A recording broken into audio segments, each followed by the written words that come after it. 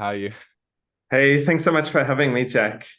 So, if I am to describe myself, I think I'm someone deeply interested in what we can learn with data about the world. And I'm also deeply interested in complex things like brains. Mhm. But I'm somewhat interested in society and in how science works and in physics, which is my original Mhm. topic of study. And but across all of it, I just believe that it's fun asking questions with data. Mhm. That's what I do. Yeah. Awesome. No, that's a helpful characterization.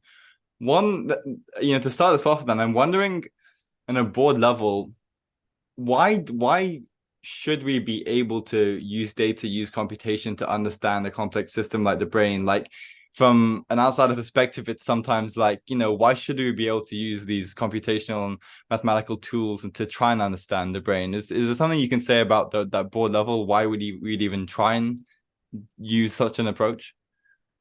Well, I think I would start at the opposite direction, which is Okay. not why should we use that, but why is there nothing else that we could use Okay. for this?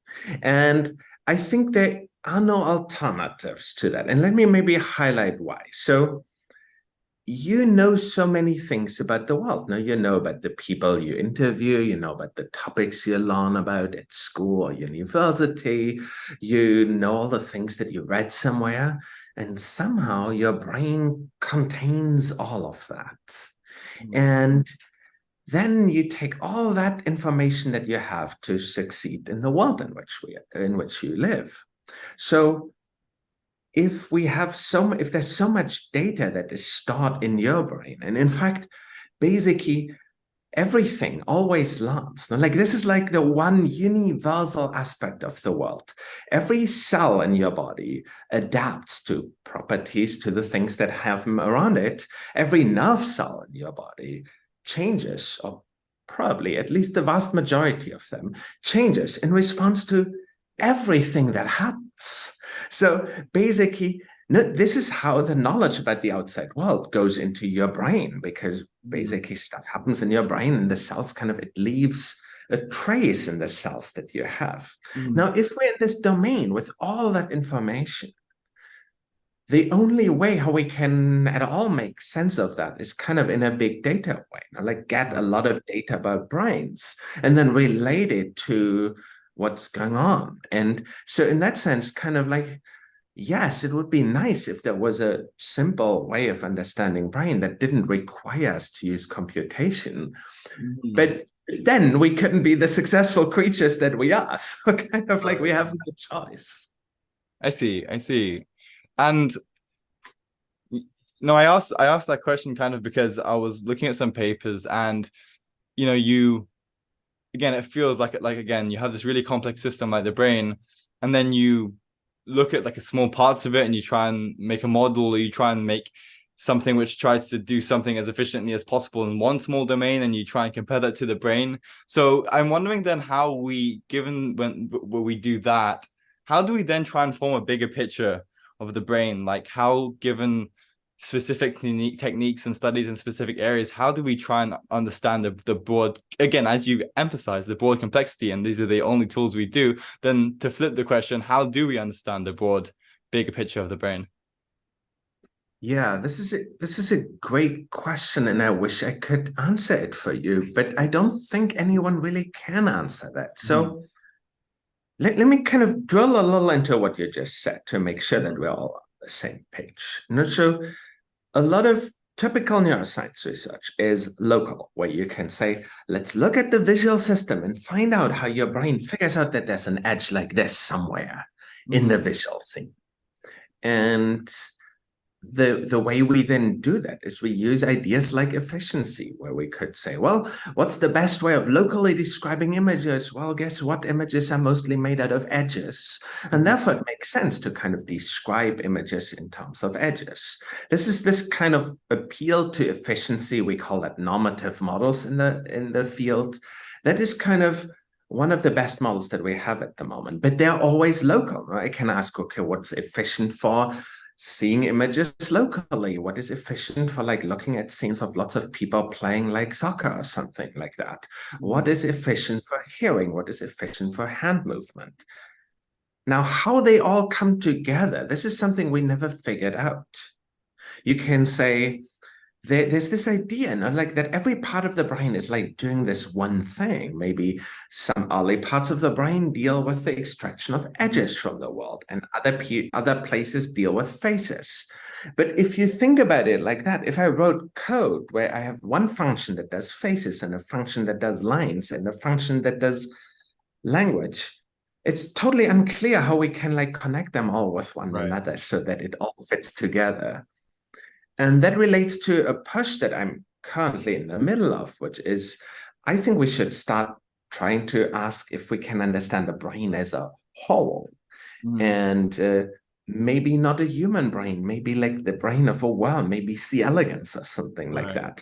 But this local view leads us into a weird space because, you know, like every part of the brain is basically connected to most of the other parts of the brain.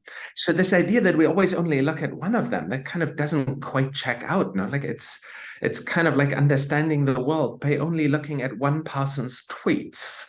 It's very difficult to kind of get a holistic understanding of the world based on a single person's tweets.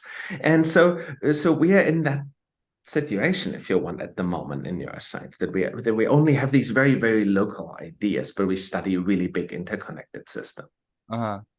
That's very interesting, and it's kind of weird to see where to go from here. But one thing I wanted to ask anyway, and I'll see if it relates, was you have a paper on thinking about machine learning and the techniques we've been using there versus the brain, and how in some ways we can kind of think that, you know, maybe they seem like they're very different in the sense that the brain has many complex and varied ways of firing and wiring, whereas with machine learning we've been using a lot of mathematical optimization functions, and it seems kind of using a lot of brute force and so, but you think actually that in a way they're more similar and there's more integration than we think between them. So I'm wondering why you think that machine learning actually is somehow being more similar to the brain, and also like what are the implications of that if actually there is more of an alignment than we think?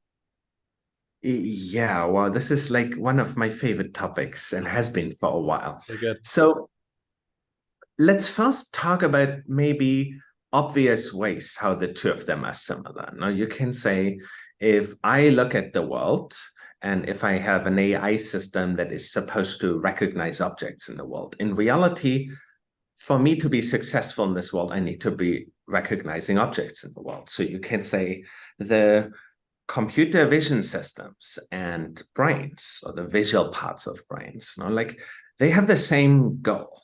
They also have the same input, you know, like where you can say both of them are given like video streams of things changing over time. You know, like your brain sees the world and sees the objects and coffee cups moving in it and all those things. And somehow from this like stream of inputs that comes in, we get to an understanding of the world. And it's clear that it's not genetically given to you that we live in a world full of coffee cups and people with blue hair and things like that. Now, like it's clear that you acquire that from the stream that the outside world gives you. Now, progressively, the kind of computer vision systems that we have, we feed them with streams and a certain small amounts of labeled data, and then they get at object recognition. So at some level, the goals are very similar. You know? Like the inputs are similar. What we want to achieve with it is similar, which is kind of pass the world into the units that make sense. And a metric of success is similar. You know? Like, yes, sometimes we misrecognize things and then that's bad for us. And sometimes AI systems misclassify things and that's bad for them. And so in that sense, they're very similar. That's interesting. So in some ways, the broad scale and like the goals are actually like surprisingly similar, and there's not that much discrepancy there. But I think they're similar. Now let's talk about maybe the obvious things where they're dissimilar. Now, like, we are meatheads. It's just a bunch of cells with electrical potentials moving at a relatively slow speed happening in our heads. Whereas the systems that we have in our AI systems, they're neural networks. They're built on silicon hardware. Silicon hardware is really good at multiplying large numbers. Arguably, my brain is not nearly as good at multiplying large numbers. Your clock rate might be 100 hertz. The clock rate of a modern microprocessor might be in the gigahertz range. So and certain things will be easy in one system and hard in another. But at the same time, in a way, they're getting more similar even when it comes to the hardware aspect. In the past, a microprocessor had a small number of registers and did things with it. If we look at modern GPUs, they kind of do lots of things in parallel. In the past, the data lived on RAM and it all just needed to go onto the CPU and then leave it again. Whereas now that we have these distributed systems, kind of data lives on one GPU versus another GPU. In the same way, data in your brain lives in one cell and not in another cell. So kind of this notion of locality is starting to be a little bit more similar. But look, they're very dissimilar systems. So if you optimize for something in silicon, the ultimate solution may very well look very dissimilar to the solution if you have to use brain cells. That's interesting because, would you say that in ways the most optimal way we could use computation to try and, say, model a brain would be to almost copy what it does, right? Instead of using just feed forward, where in a way do similar things that it does? Because, for example, I talked to a computational biologist working on spiking neural networks, and that seems to be more relevant and related to how brains actually work. And we're trying to see, well, maybe that would actually mean that the models we can make are more efficient. So I don't know, is that interesting? That because you'd also talk about the reverse, which is maybe silicon is very different. So why should it be similar? Why maybe there are very different ways of getting sort of computational efficiency. I don't know if this but let's dig in a little deeper into factors that make things more similar, because I think the development of theoretical deep learning has really helped us think much deeper about why and under which circumstances we will expect similarities between the two of them.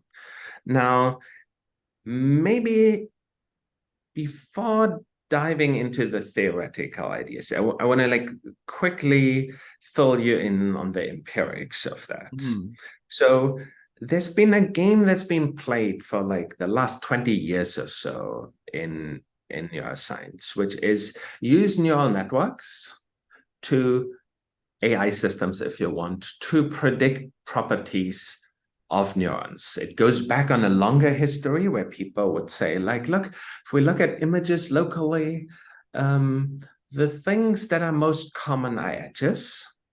And if we build a system that optimizes for the things that are most common, we're going to get things like edges out of it. So those were our grandfathers, if you want, of the scientific field in which we find ourselves. What we do today is we take large neural networks, train it to recognize objects, and then we predict the properties of real neurons in real brains based on the properties of these neurons in our simulated in the AI systems. And those are at the moment the best models that we currently have for predicting the properties of neurons. Now, that could be because those systems are very similar in the way they're constructed, which we don't know if they are. And there's a lot more to talk about there. But it could also be because they are actually, they may be very similar, or it may be that there are certain constraints that all systems have. That basically, if you have a system that does object recognition, it must do certain things. Right. And here's the examples of what. If I want to recognize faces, it's important for me to be able to recognize textures, say here. I need that information to be really good at faces. I need to be able to extract local features. Now, like the existence of a nose is really quite important for me to like recognize faces. And in fact, if I draw like you, like a circle with a nose and two eyes and mouth, you have no trouble discovering that is a face. Now, like, so there's those things where you could say, for doing good at certain things, we need the relevant information. And the relevant information will be shared between any system that is successful. So in that sense, you could have two systems that are designed completely different, and they still need to extract the same information and therefore be similar in a way. Yeah, that's a very helpful answer.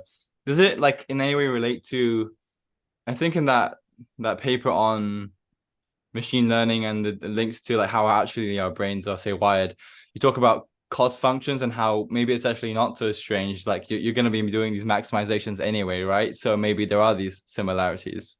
Is that the case? Yeah, look, a cost function is just within the field how we quantify what it means to be doing well.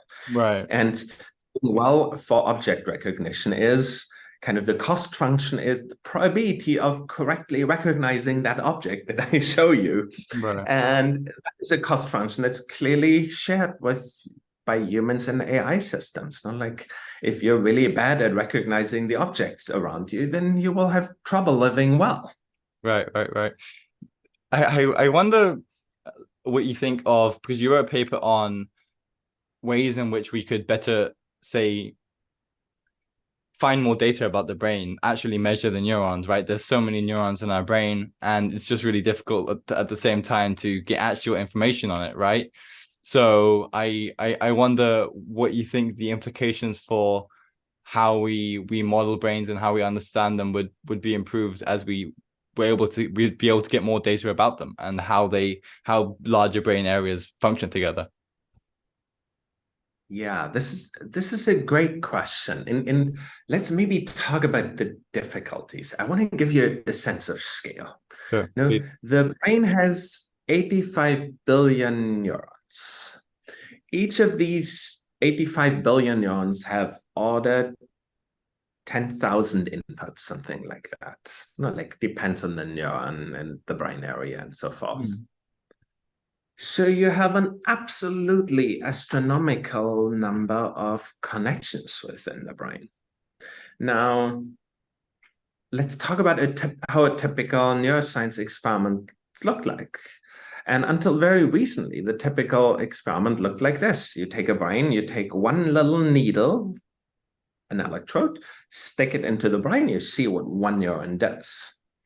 And you get data for an hour or so. An hour is not nearly enough to know what every of the 10,000 inputs to the neuron does or how it relates to its output. So we can't even figure out what the input-output function of one neuron is. The only thing we can do is we can kind of go through the big dimensions. Like, is it more active if we show something red versus green, big versus small, black versus white? Kind of, we can go into like a low-dimensional understanding of these things, of what these things are. And if you then, so there was a time when I got into the field 25 years ago, where it was like, look, that brain area cares about like the orientation of little things, and that brain area cares about faces. But we didn't know that it only cares about faces because we can only like get data from a neuron for an hour. And like, let's say I interrogate a neuron in your brain for an hour. I'm like, okay, let's see if it does bright versus dark. And I show like a bright screen, dark screen. And now there's a lot of noise. So that doesn't tell me anything. So I need to go like bright, dark, bright, dark, bright, dark, bright, dark. And then I'm like, oh, look, that neuron is more active when it's bright. And then I can do too. Maybe it also does color, like red versus blue, red versus blue, red versus blue. But basically that hour is gone in like no time when I try and see what like a neuron might care about. So basically the information that we have about neurons is so incredibly tiny that we can't drive like models of how neurons do things. That's why neural networks are such an attractive model for brains, because we are just so far away from getting enough data out of experiments. So we need to use theoretical ideas to fill in the data that we can't ever possibly get. Interesting. So when you talk about like measuring, say, like a single neuron, well, one question is, have experimental and empirical methods like improved? And I wonder if, because you mentioned like, looking at worms, like I think there is like some small creature, they can map out all the neurons. And so does that help us? Like if we look at really small creatures and we see what all the neurons do? Yeah, it absolutely does. So let's briefly talk about history before talking about small animal Sure. systems. So, what my former student Ian Stevenson discovered, so-called Stevenson's law, is that the number of nerve cells that neuroscientists record from doubles every 6 to 7 years. So that means from 1950 until right now, every 5 years, the number doubles. We started 1955, 1956. No, 1950, we started 2, then 1955, we had 4, and 8 in 1960s, and so on and so forth, up to right now, where we're doing a couple of 10,000s. So it's growing exponentially, just like Moore's law, where your computer basically gets twice as fast every 2 years, which isn't the original Moore's law, but like this is an observation like that. Right. So this has been happening the whole time. And what we found is that as we start looking at more and more neurons, we discover that they're kind of all more interesting and more different kinds. And kind of we discover riches in brains that we probably wouldn't have expected earlier. So that's what's happening over history. Right. Now, let's extrapolate that. It took us 70 years to go to 10,000 neurons. So in 70 years, we probably will be at 100 million. And in 200 years, we will be doing the whole brain of the human. Unfortunately, in 200 years, I'll probably be dead. And it's it's not so satisfying to think in those directions. So this is where then small brains come in. Like, basically, it will take us a very, very long time until we get all the information from humans. But there exist small animals. C. elegans is a great example. So C. elegans is this little worm. It eats bacteria. It's everywhere. Like dig into the ground, there's going to be C. elegans somewhere. It's just a little worm. What is so cool about that neuron? That worm. It has exactly 302 neurons in the hermaphrodite stage. Yeah. And it's the same 302 neurons in every worm. In fact, like every cell is the same. And so then you can say, well, like now I can. So look, the problem is if I study humans, no cell is the same to everyone. And a cell in Konrad's brain is going to be different to a cell in Jack's brain. There's not going to be anywhere in Jack's brain the same cell that exists in Konrad's brain. But in C. elegans, C. elegans A has the same neurons as C. elegans B, and therefore you can learn from one experiment about how to interpret the next one. And that's why I'm so excited about this way of doing neuroscience, because that is an area where we can really drill in and try and understand how do neurons connect with one another. I want to backfill one thing with the worm. Now people are like, yeah, worms are so boring. Like, no, worms like do pretty much everything that humans do apart from talking. They get away if there's dangerous things. They like find food. They find mates. They lay eggs. They avoid bad chemicals. They find places of the right temperature. They kind of like they know when they're full and they know when they're hungry and they know when they're thirsty, and they like are really like responsive to all those things in a really meaningful way. So it's you're like looking at this little thing of 302 neurons and like, wow, look at what it can do. How are we going to understand humans? And that is kind of like a completely different angle from which to approach things. No, that's interesting that actually, maybe these smaller creatures aren't so bad to study. And And one thing on that is, you talk about actually even the problems of just understanding what even one neuron does, right? Because there's like limited ways we can actually measure it. Are we getting a better understanding of like even of like what a neuron does and like in saying like these C elegans, are we better able to understand how all the brain works like in this admittedly small creature? But So I think we can do, I mean, look, we can do a lot of things that would be absolutely impossible to do with bigger brains. Now we can say, how complicated is a neuron? And there's some evidence from Miriam Goodman's lab that says that the neurons might not be so complicated in C. elegans. Neurons in your brain, on the other hand, like they have these dendritic trees. They're basically the input organ of the neurons. These inputs, people now are starting to think that every individual neuron in your brain is like a 10-layer neural network where kind of information comes in, gets connected, combined, and it gets combined with combined information, and it kind of like right. all gets combined together and implements a very, very, very complicated function. There's some evidence that the functions implemented by C. elegans neurons might be much, much simpler than the ones that you have in your brain. We don't know at the moment, though. Right.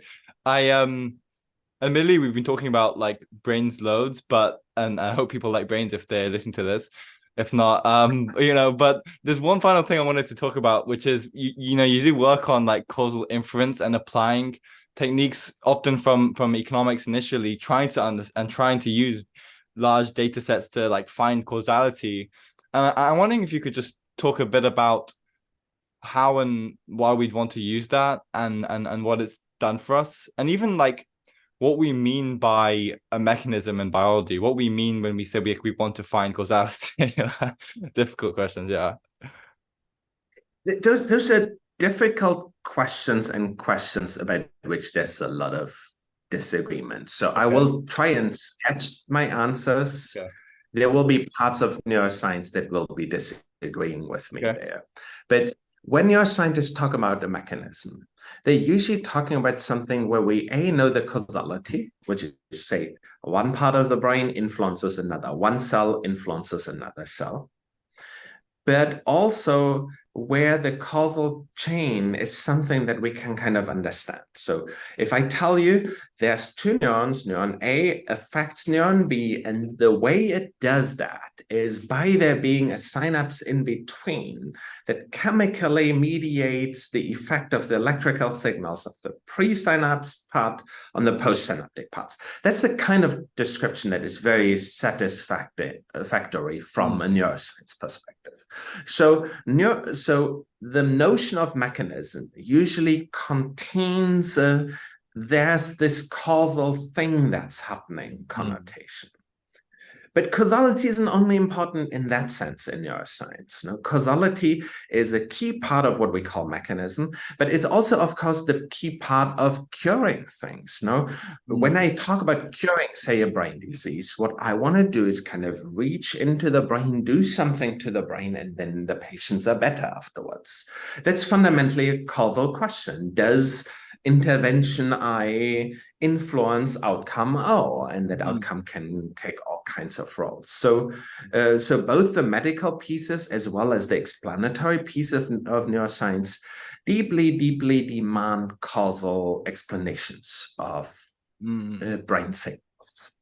Now, unfortunately, I mean, like in economists have for a long time thought very hard about causality. In fact, of course, it goes much farther into social sciences, all the way to the philosophers of ancient Greece, of course. But basically, this question of how can we know that one thing influences another thing is a very, very old question. And there's a rich developed framework behind that. You know, like Julia Pearl wrote a wonderful, very accessible book called The Book of Why about the field of causality. More generally, you know, like how to ask causal questions is a really, really big, deep question. And a lot of people are misled about it. So a lot of people say, well, if this thing is bigger, than normal, and this thing is bigger, and that happens many times. It must be that one thing needs Mm. to causally influence another thing. But of course, we know that that's not true by just thinking about confounding. Like Right. if A and B are often active at the same time, it could be that A positively influences B, B positively influences A, or that there's some other variable C that influences A and B. Now apply that to the brain. Well, all cells in your brain kind of see the same outside world, but all cells in your brain also see your same inside world. So if you have like a thought, that thought is going to influence all cells in some way. Right. And if you want, the confounders in brains are thoughts. But at the same time, you can't correct for them because everything in the brain is also a collider. And like there is this problem that like if we have confounding in causal inference, that existence of C that influences A and B makes A and B correlated. And you might believe, well, what if we can take out the effect of C? Well, it turns out if there's another variable, D, that is influenced by A and B, that is influenced by them, and we correct what the factor D is, then we produce an apparent causal influence of A and B, even if there's none. So now we're in deep trouble because basically we don't know what's a confounder and what's a collider.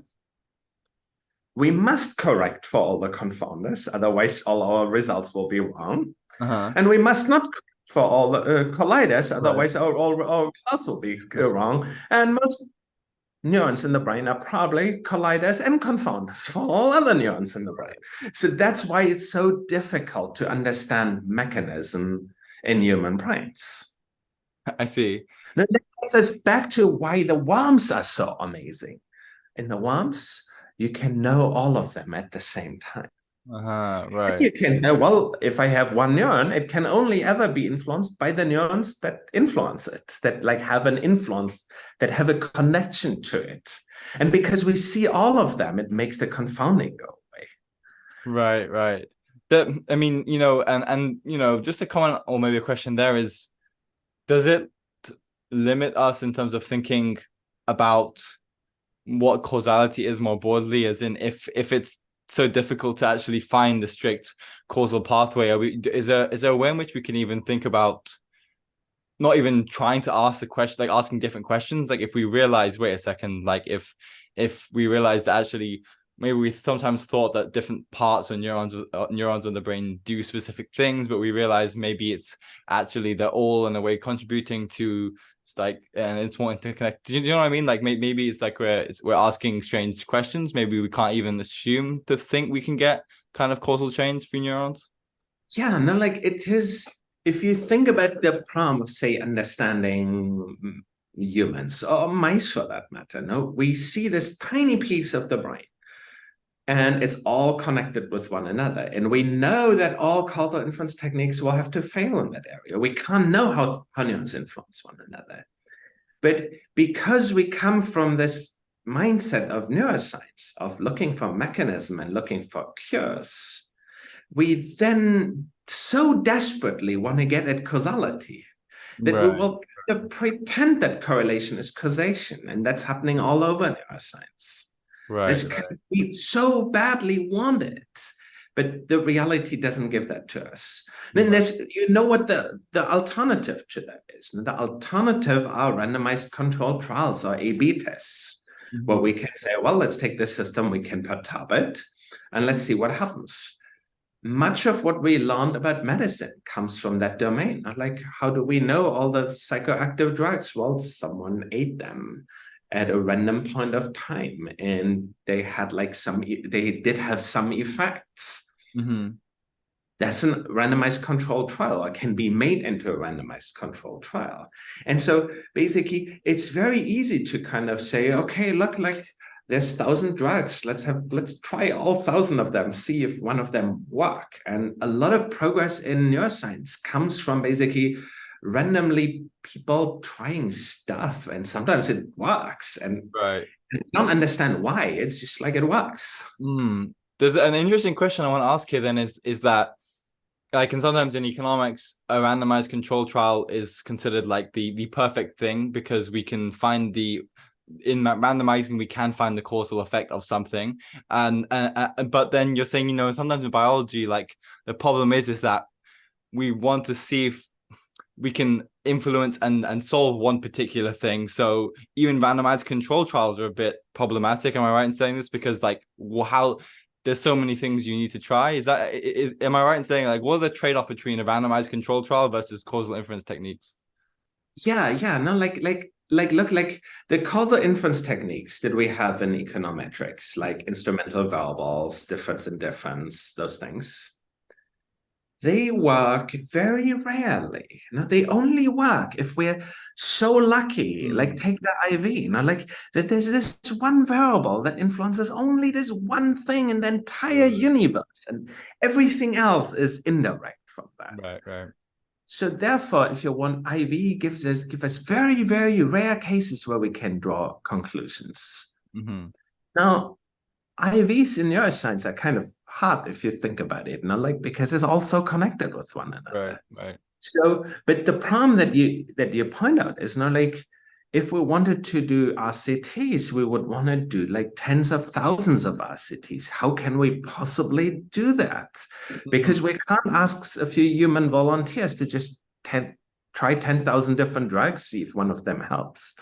So that leaves us a little bit between a rock and a hard place. Like we want lots of them, but we can't. So instead, kind of we either do like bad causal inference or we do a small number of RCTs, neither of which kind of gives us what we would want to do. And here's like, let me bring this back to the worm.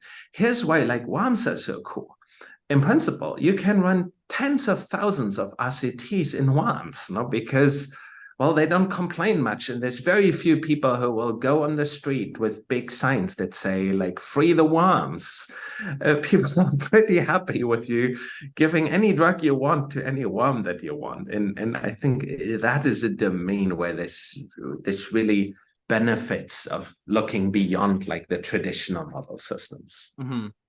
Awesome. I'm gonna, yes, unless there's anything else you want to say about it, I'm gonna move away from thinking about brains and neurons, because it was one thing I want to ask you about is in your scientific work, there's just such a range of different papers, different questions you want to ask. I wonder, like, how do you think about formulating questions? How do you decide what do you want to work on? What's the kind of thought process there? Yeah, I think the question of which questions to ask is probably much more important than answering actual questions, because there is the tendency of people to all want to ask the same questions in science. Like there's some questions that for some reason that no one really quite understands get canonized as this is an important question. And you're going to get papers published and promoted and tenure and all that for being better than others at asking these questions. The fact that there might be hundreds of questions that are much better than the popular question is kind of never like thematized by the field. And like, why do we ask the questions that we do? Well, because probably someone asked a similar question a little bit earlier than us.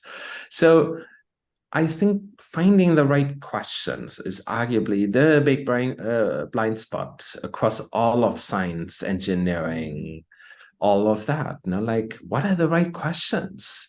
I mean, ultimately, we want to use science to make the world better. But what are the questions we need to do that? What are the levers where we should expect things to be better? And that leads to a scenario where there's some questions asked by a very, very large number of people. And like when it comes to brains, lots of people ask, does like making things dark or bright or like long or like edgy or colored make neurons be more active?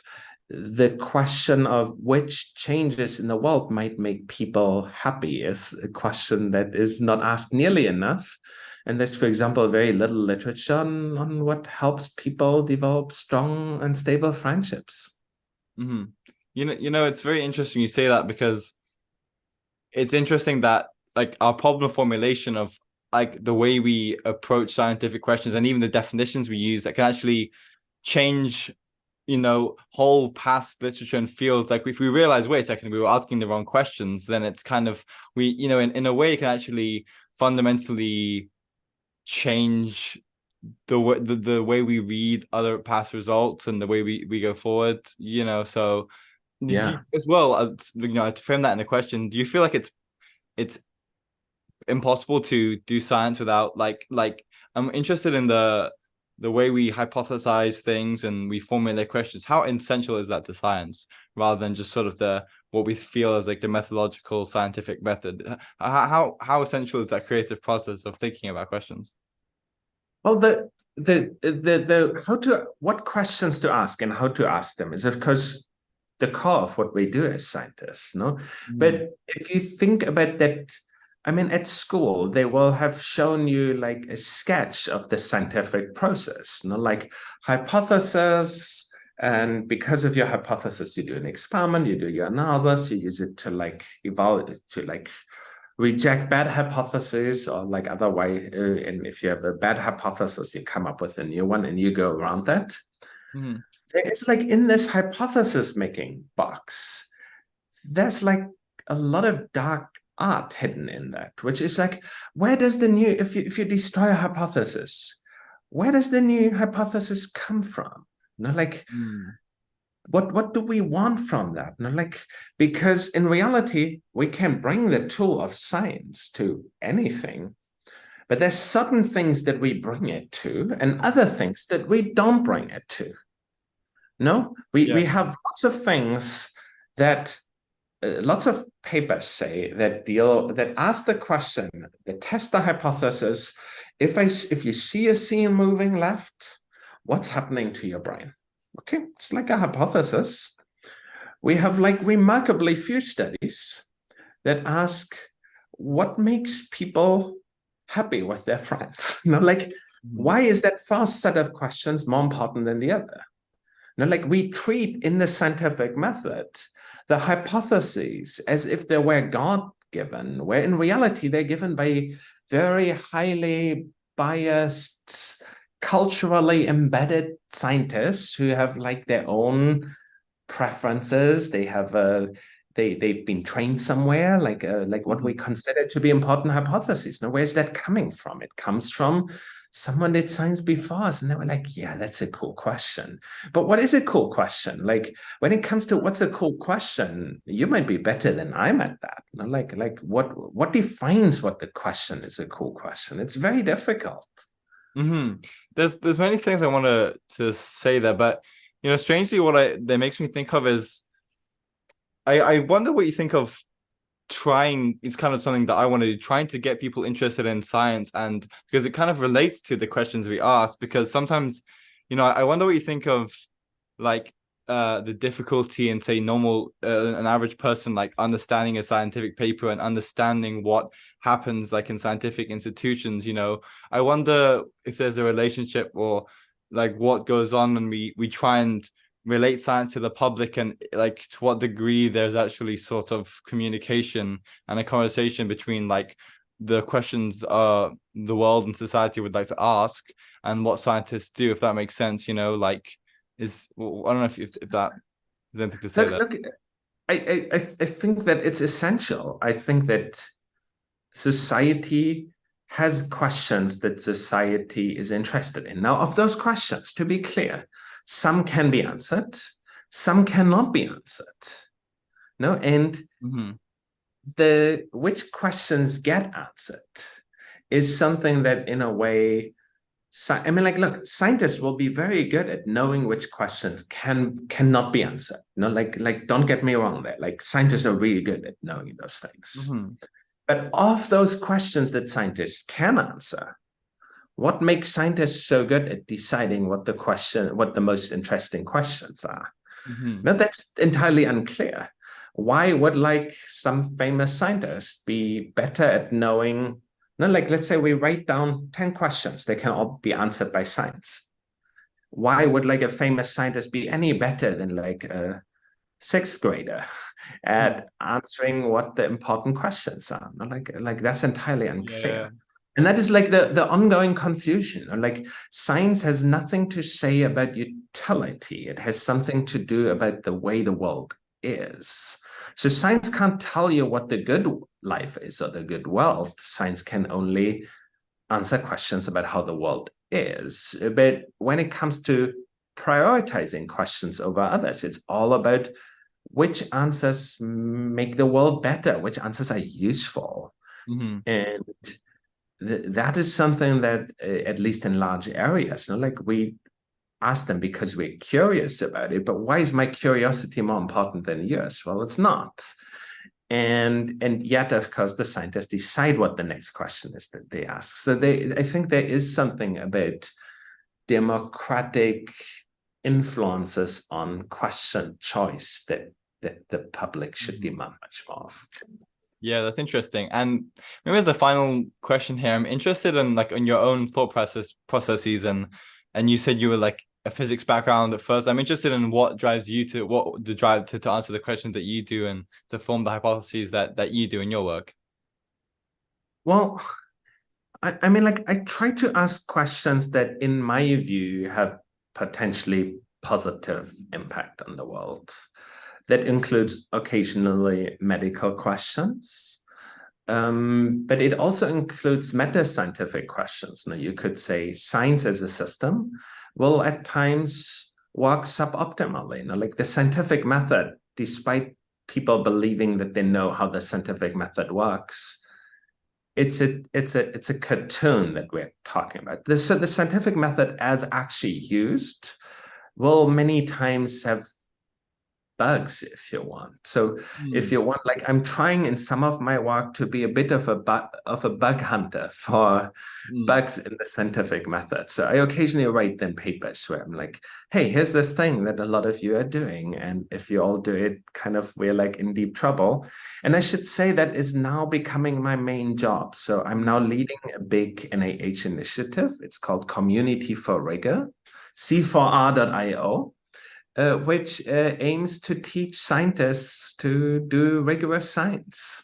And that means basically patch the scientific method at the places, by doing good teaching of it, at the places where it's failing.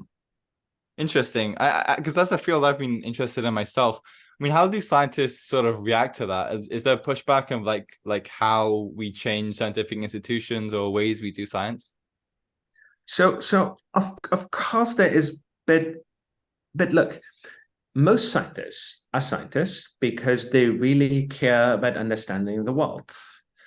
Most scientists, therefore, at least when they start out, have a very strong bias of kind of wanting to do good science. Like, hello, you can make twice as much going to industry instead of staying in science. Like, why would you take that pay cut if you didn't really care about like the truth, if you want?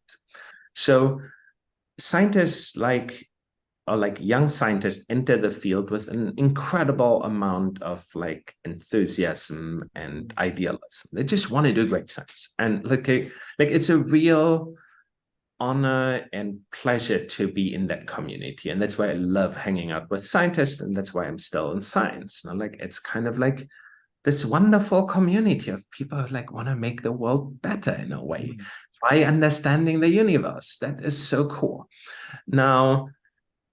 But now the doing science well is often misaligned with incentives. Like if you're a young scientist, what's good for you to be successful as a scientist? Well, like cut corners a little bit. Like do your science a little faster.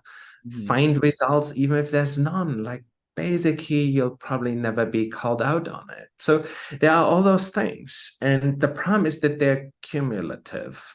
And the problem is that they seep into the mind of some scientists. Some scientists are largely immune to that. They basically remain skeptical of what they're doing themselves. These scientists might be less successful, have fewer Nature and Science papers in a way. But these scientists like remain committed to doing it as well as they can. But then there's others that basically take the bad incentives and perpetuate them. There are literally professors who teach their young students to cheat in lots of ways, or at least to like violate the norms in lots of different ways. And the problem is because there's very little training on how to do good science, Right. that a small number of really bad professors that like really try and push their students to do things badly can like have a really big negative influence because their students will then be very successful and get placed at good universities, and all of a sudden we have a large density of people who kind of like cut corners in a really bad way, whose research is not reliable. And this is something I think that the good scientists need to always stand together and do something about. And there's good science that they do. Right. Yeah. I'm glad that we touched a bit on like metascience and these questions of, how you form hypotheses, because again, you also write a paper right on the fact that how do you write a scientific paper? There's these things that we don't really teach people to do. So yeah, and you mentioned some of your work already. Where can people find your work, and I can put links to it in the description of this. Yeah, well, my recent work to make science more rigorous, you can find at c4r.io.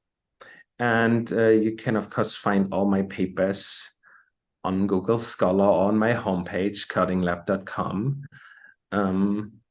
But yeah, you find me in lots of different places these days.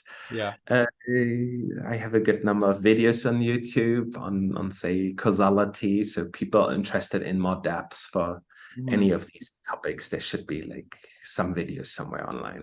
Okay, awesome. Yeah, thank you very much, Konrad. Awesome. Wonderful. It was great talking, Jack. You too. I'll start recording. Thank you.